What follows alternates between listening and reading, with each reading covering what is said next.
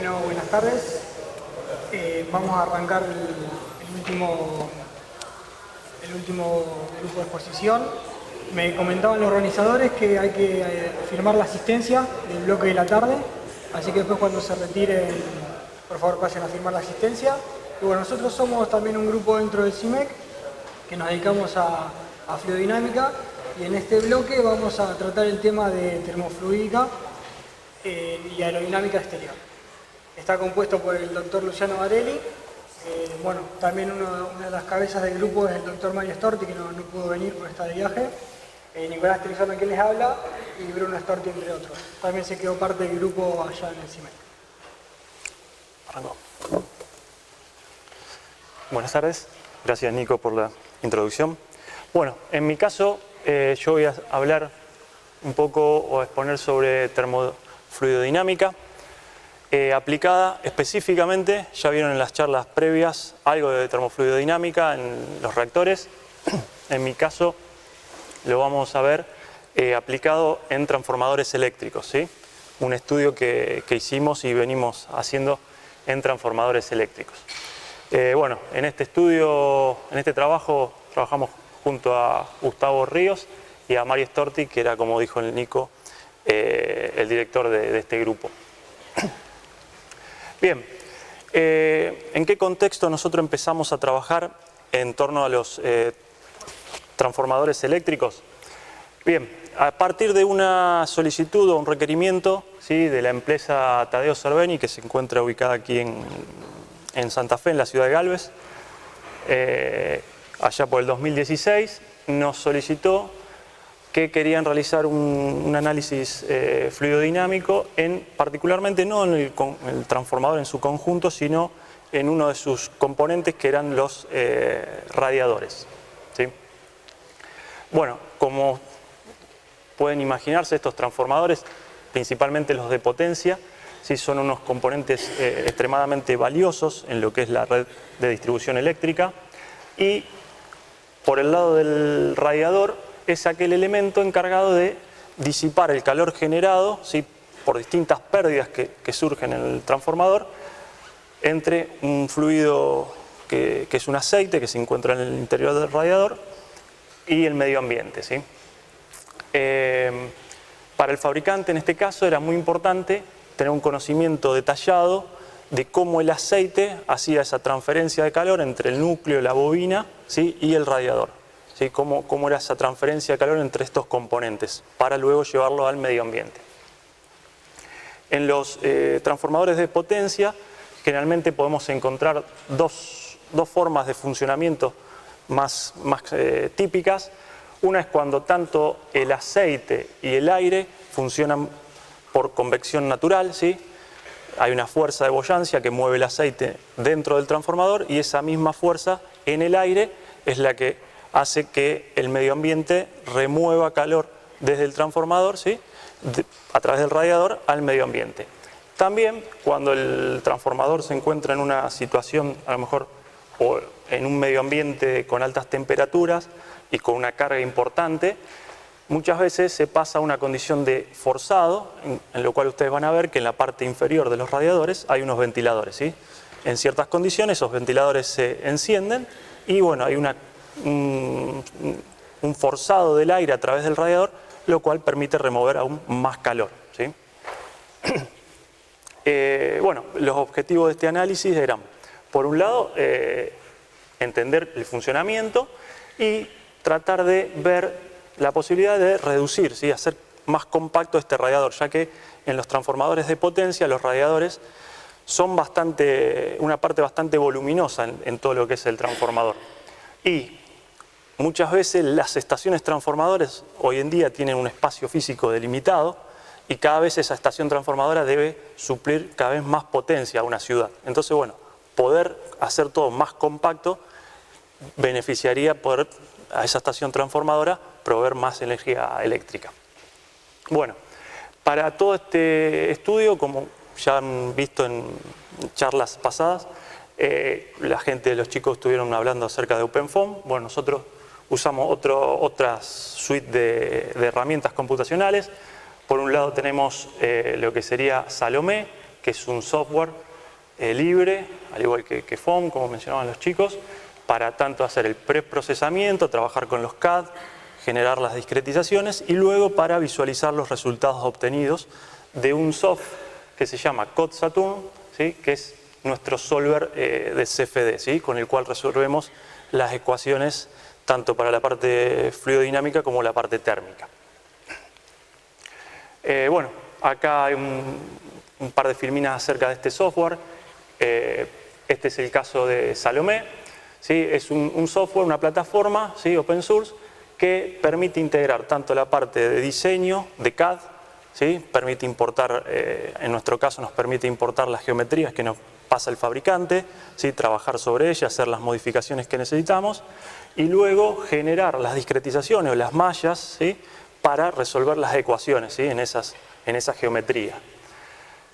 También, una vez que nosotros ya tenemos el problema resuelto, el problema numérico, nos permite ver las soluciones, ¿sí? Nos permite ver, como ya estuvieron viendo y mostrando los chicos, campos de velocidad, de campos de temperatura, ¿sí? Todo dentro de esta plataforma.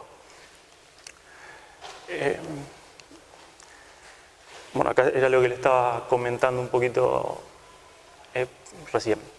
También permite integrar solvers específicos, ¿sí? Hay versiones de este Salomé que integran ya en la plataforma el solver de fluidos, como es el Saturn, o el solver de estructura, mecánica de sólidos, ¿sí? Entonces ustedes tienen en una sola plataforma toda la cadena de trabajo, ¿sí? El CAD, el preprocesamiento de generación de la malla, la solución y la visualización, ¿sí? Todo integrado en una única plataforma. Aquí están los nombres específicos que tienen cada una de esas plataformas, ¿sí? En el caso de Salomé Meca es el que viene integrado Codaster. Después hay una Salomé Hydro que tiene integrado OpenTeleMac, que es un soft dedicado a flujos con superficie libre, y Salomé SFD, que es aquel que integra Saturn, que es el que nosotros utilizamos para la fluidodinámica. Por el lado de COD-Saturn, que es el solver que estamos utilizando, bueno, es un solver que es desarrollado por la empresa EDF de Francia, ¿sí? Electricité de France, que bueno, allá por el 2007 se hizo open source y se abrió a la comunidad, ¿sí? Antes solamente lo utilizaba esta empresa. Bueno, puede ser descargado, instalado en distintas arquitecturas y bueno, es co-desarrollado también con distintas universidades, Universidad de Manchester, por nuestro lado con la Universidad Litoral y el CIMEC hemos colaborado en implementar algunas cositas en este solver. Y bueno, y tiene un roadmap, o sea, tiene una sucesión de desarrollo, que es que cada 2 años ponen a disponibilidad una versión que ha sido validada por ellos, ¿sí? La cual le corren unos 21 casos de verificación y unos 50 y pico casos de validación, ¿sí? Entonces ellos cada 2 años liberan una versión validada, ¿sí? Y durante esos 2 años se van liberando versiones parciales que tienen mejoras que se van a incorporar en las nuevas versiones. Obviamente, durante esos 2 años, si se encuentran alguna falla o algún bug, se van corrigiendo tanto en la versión validada como en las futuras versiones, ¿sí? Pero en la versión que se encuentra validada no se incorporan nuevas funcionalidades, ¿sí? Las nuevas funcionalidades van a ir apareciendo en las versiones futuras. Hoy en día, bueno, la versión es la 5 y en estos meses está saliendo la versión 6 del solver. Bueno, el código tiene además, o sea, permite resolver fluidodinámica computacional y además tiene una serie de módulos específicos, ¿sí? Para resolver física o fenómenos físicos específicos, como ser no sé, arcos eléctricos, modelado de fuego, modelado de movimientos de mallas, o sea, objetos que se mueven dentro del fluido para resolver problemas de interacción fluido-estructura, turbomaquinarias, también la parte termohidráulica aplicada a reactores nucleares. Bueno, tienen varios módulos específicos con la física necesaria o específica de esos problemas.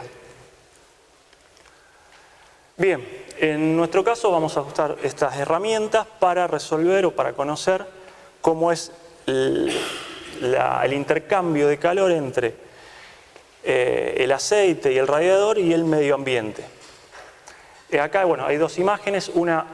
Este es un transformador de potencia, puntualmente sobre el que estuvimos trabajando anteriormente.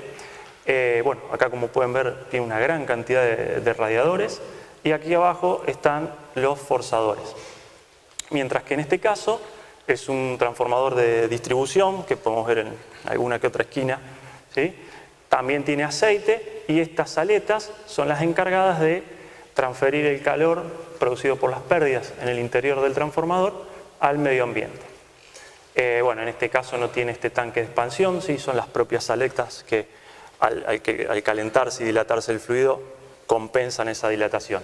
En este caso hay un tanque específico para esas variaciones de volumen.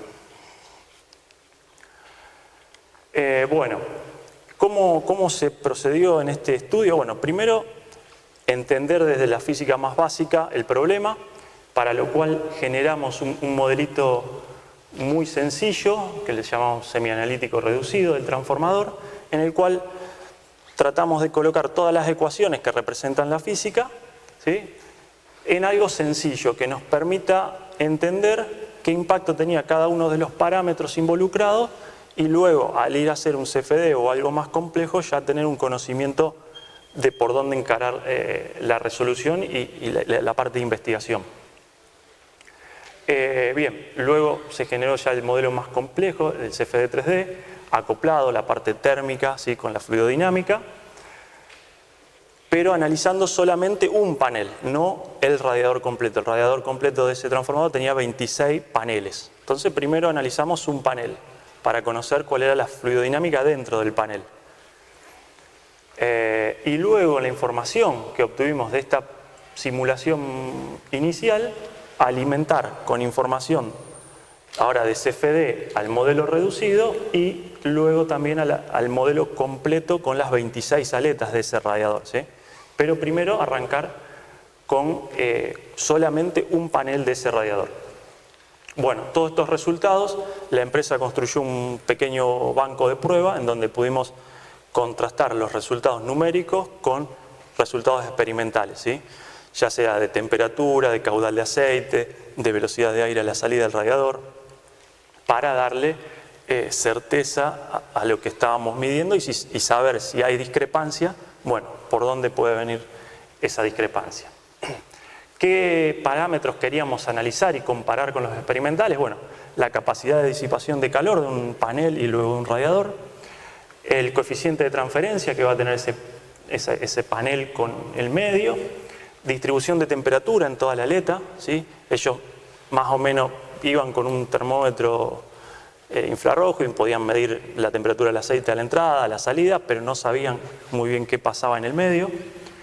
Sabían que las aletas de los extremos estaban siempre los canales en los extremos del panel estaban más fríos que en la parte central. Bueno, yo tenía cierto conocimiento, pero querían algo más detallado. Entonces, bueno, podemos con esto conocer temperaturas de entrada y salida de aceite y su distribución en todo el panel.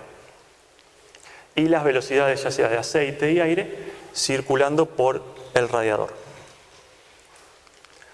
Bien, en el modelito reducido, que es algo que acá voy a mencionar muy rápidamente, nosotros modelamos nuestro transformador, ¿sí? Este puntualmente es el banco de ensayo, en donde teníamos 3 bobinas calefactoras de 10 kilowatts cada una, que calentaban un tanque de aceite. Ese aceite circulaba por convección natural, ¿sí? Y bueno, y teníamos distintos sensores colocados que medíamos temperatura de retorno de aceite, temperatura de entrada de aceite, termocuplas colocadas en distintos lugares de los paneles, y arriba teníamos una sonda de hilo caliente para medir velocidades de aire a la salida. Bien, en el modelo reducido, que lo resolvíamos en un script tipo Octave, MATLAB, ¿qué hacíamos? Bueno, resolvíamos ecuaciones de balance, ¿sí? Para el balance de momento en el aceite, balance de transferencia de calor en el aceite, balance de momento en el aire, ¿sí? O sea, toda la energía puesta en juego, ¿sí? Ya sea que por la parte de las bobinas calefactoras y luego removido por el aire, bueno, eso se hace un balance, lo que entra tiene que ser igual a lo que sale, y con ciertas condiciones iniciales, nosotros podíamos luego saber si decíamos, bueno, el aceite entra a 60 grados, hay un caudal de tantos litros por segundo, después podíamos conocer qué temperatura de retorno iba a tener el aceite, si el aire por la parte inferior del radiador entra a 25 grados, bueno, podíamos conocer a qué temperatura sale en la parte superior, ¿sí? Entonces nos permite tener de antemano y de forma bastante simple y rápida un conocimiento de los distintos parámetros involucrados. Obviamente que en una primera instancia hay muchos coeficientes y cosas que introducir en las ecuaciones que lo sacábamos de tabla o de otros resultados experimentales y luego modificamos y retroalimentamos este modelo con los resultados de CFD y con los resultados de las mediciones experimentales en el propio banco. En el caso que analicemos la condición forzada, bueno, vamos a tener un ventilador en la parte inferior en la cual una parte de ese radiador va a estar circulando aire forzado y otra parte va a estar circulando aire en condición de flujo de convección natural, ¿sí? Porque el ventilador no alcanza a cubrir todo el radiador, ¿sí? Bien, cuando pasamos ya a la simulación, a la parte de CFD, lo primero, como les decía, que hicimos fue resolver un solo panel.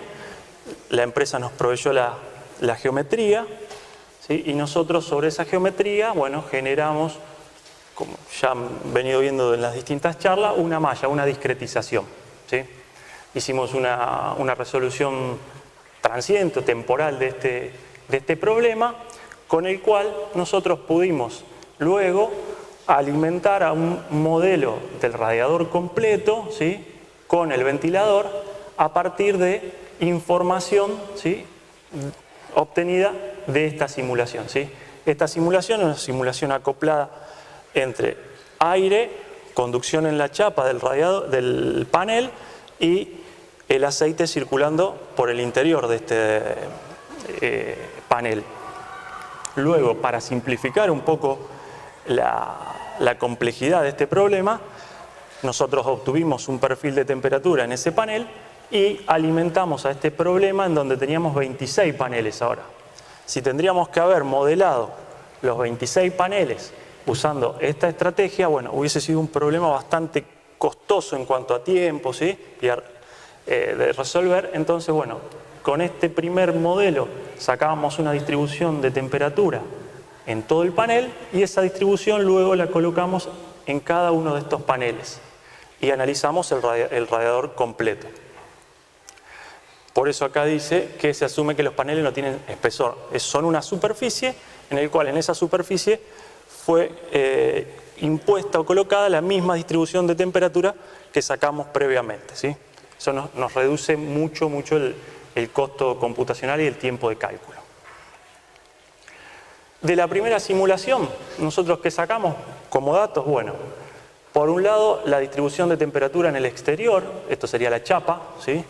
Que hay todo un proceso de conducción, ¿sí? Y convección hacia el medio. Entonces, bueno, podíamos conocer cómo es toda esa distribución. Y luego también una distribución de temperatura en el interior. Esto sería la temperatura ahora del aceite. Esto es un corte en el plano medio, ¿sí? Estaríamos viendo la temperatura del aceite, ¿sí? Luego ver cómo se distribuye el aceite, ¿sí? En cada uno de los canales. Tenía 6 canales. Acá vemos cómo se distribuye. Y algo bastante interesante, bueno, que cómo se distribuye es el perfil de velocidad en un corte transversal de ese canal, ¿sí? Que conociendo esta distribución, ¿sí? Luego nosotros pudimos trabajar y mejorar lo que es la transferencia de calor entre este núcleo que le decimos nosotros núcleo caliente que queda en el centro, ¿sí? del del canal y que la reducción de temperatura en el centro del canal, si uno lo mira al ingreso y al egreso, es muy poquito, ¿sí? Entonces lo que hay que tratar de hacer es modificar este perfil, ¿sí? Viene acá cerquita contra el borde, ¿sí? Se enfría bastante. Pero en el centro, como no hay fenómenos de turbulencia, nada que mezcle ese aceite, sino que es todo laminar, ¿sí? Es muy difícil remover el calor que hay en el centro, ¿sí? Entonces, bueno, uno de los trabajos en este preciso instante se está trabajando, tratar de romper ese núcleo, esa laminaridad que tiene y mezclar y homogeneizar toda una sección de ese canal para mejorar la transferencia de calor al medio. Luego del segundo problema, ¿sí? Ahora del panel del radiador completo, bueno, pudimos relevar velocidades de aire en distintos puntos, ¿sí? Velocidades medias, que luego fueron las que medimos de manera experimental. En este caso estarían las velocidades de aire circulando entre cada uno de los paneles, y acá estarían las temperaturas promediadas, ¿sí? Por un lado sería al ingreso, ¿sí? Ingresa aire fresco, luego se va calentando y a la salida. Eso también fue algo que medimos cuando hicimos los experimentos en el banco. Después, bueno, por cada uno de los paneles se pueden calcular flujos de calor, coeficientes, que nos sirvieron a nosotros para volver a retroalimentar con información más precisa y puntual de estos paneles al modelo reducido, ¿sí? Y no usar valores de tabla de, no sé, una placa plana, ¿sí? Con esto, entonces, esta información retroalimentamos nuestros modelos reducidos.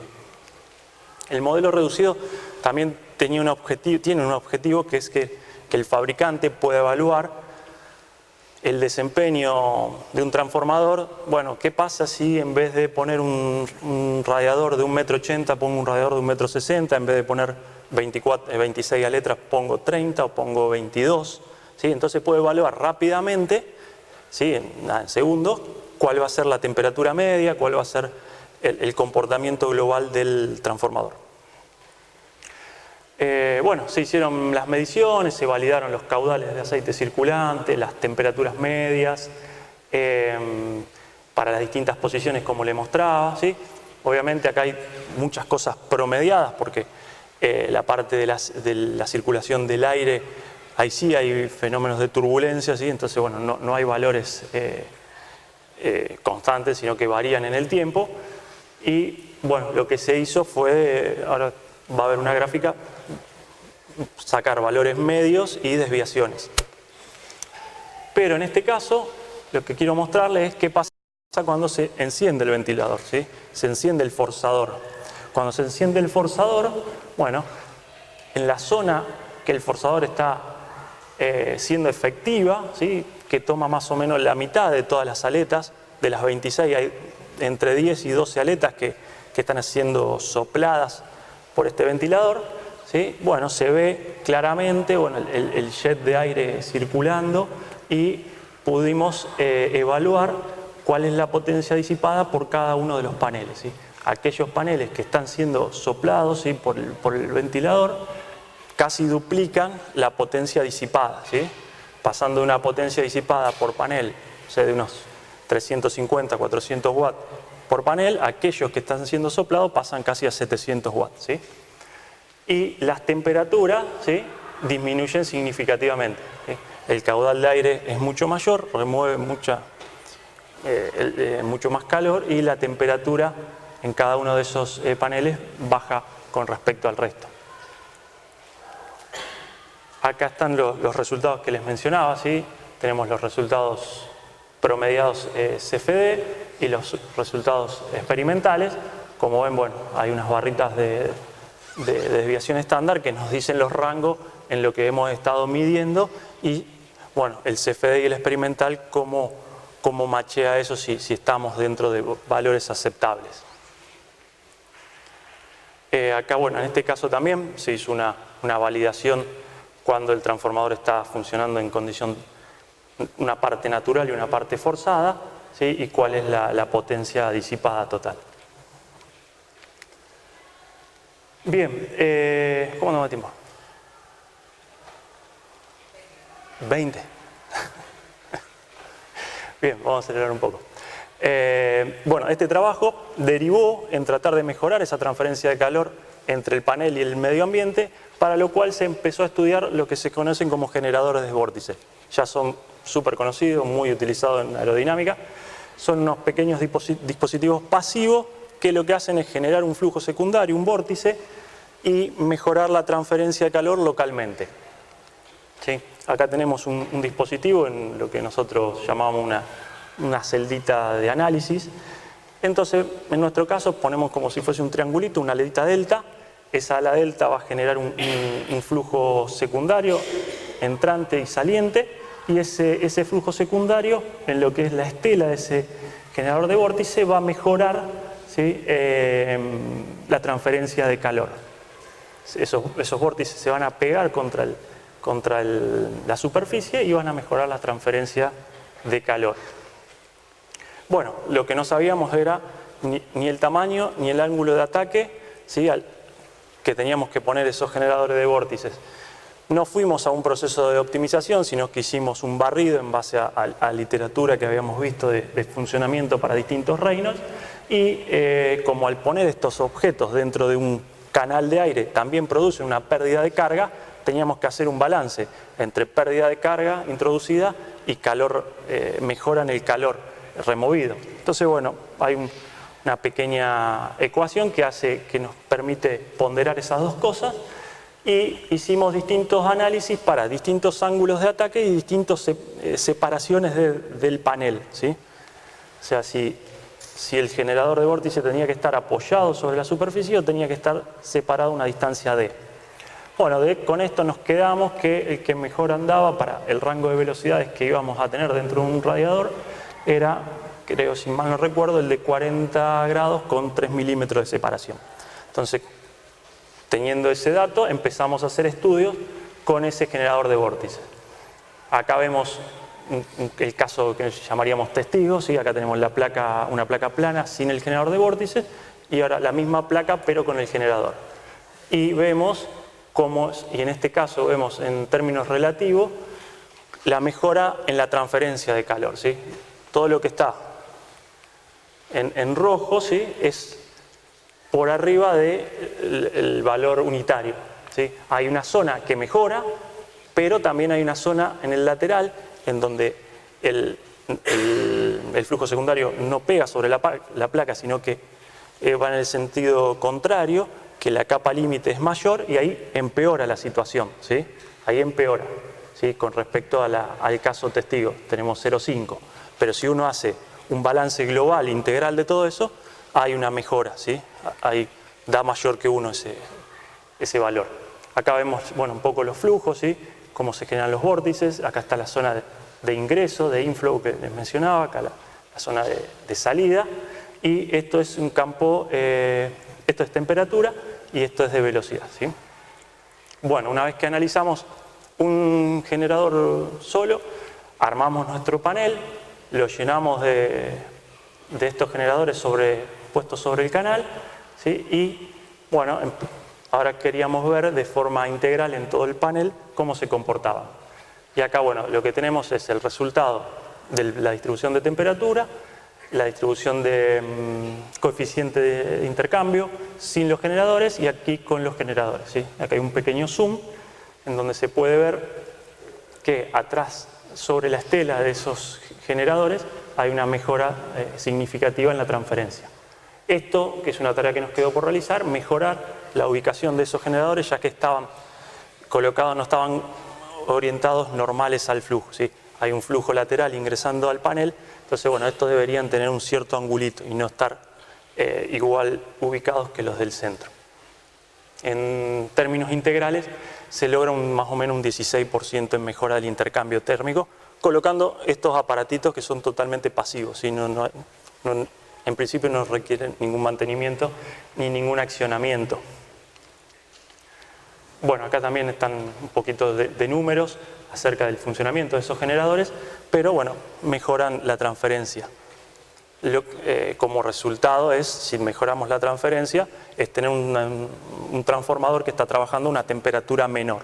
Que trabaja a una temperatura menor, se degrada menos el aceite, se degrada menos los elementos aislantes y se puede extender la vida útil. O se puede hacer trabajar al transformador en una condición, no sé, de 105, 110% de carga a la misma temperatura anterior, ¿sí? Tiene dos puntos de vista esa situación. Bien, este trabajo, hicimos algunas publicaciones y dio como resultado también una cooperación internacional con distintas universidades, la cual se dio inicio en enero de este año. Universidad de Cantabria, una universidad de Polonia, Manchester, Italia, Stuttgart, bueno, distintas universidades para el desarrollo de aceites biodegradables. En vez de usar aceites minerales, utilizar aceites biodegradables. Hoy en día estamos trabajando no en un transformador de potencia, sino en una distribución, que es este aquí. Aquí se puede ver, bueno, algún detalle de lo que es el bobinado, el núcleo, las 3 bobinas, el núcleo, acá estaría toda la caja con las aletas, y eso es lo que estamos trabajando hoy para caracterizar este transformador y luego hacer el análisis de su comportamiento o de su funcionamiento con aceite mineral y con aceite vegetal biodegradable, ¿sí? Con unas cuantas ventajas desde el punto de vista ambiental. Acá, bueno, ya sí nos requirió un trabajito un poco más exhaustivo en cuanto a mallas y demás, porque hay que modelar los canales dentro del bobinado, que son los que remueven el calor de la bobina, modelar, simular la parte del core también, que tiene sus pérdidas, el flujo dentro de las aletas, y las aletas son las encargadas de transferir ahora el calor al medio. Estas aletas circula el aceite por ahí adentro. Entonces, bueno, ya fue un problemita un poco más grande que involucra unas 30 o 40 millones de celdas la resolución. Y bueno, este problema se resuelve con la gente de Polonia, es la encargada de la parte eléctrica. Ellos calculan las pérdidas en el núcleo y en el bobinado, nos proveen a nosotros esas pérdidas, nosotros colocamos esas pérdidas en nuestro núcleo y nuestro bobinado, se resuelve la conducción a través del núcleo y del bobinado, y luego la transferencia de calor al aceite, y el aceite a través de las aletas al medio, ¿sí? Entonces, bueno, lo que estamos trabajando hoy es en determinar la circulación del aceite y la temperatura en estado estacionario de este transformador. Acá vemos, bueno, cómo circula el aceite a través de los pequeños canales, cómo también circula a través por el costado del núcleo, y bueno, por convección natural hace una recirculación en todo el interior del radiador. Bien, hasta aquí llegó mi presentación sobre la parte de fluidodinámica y termofluidodinámica en los transformadores.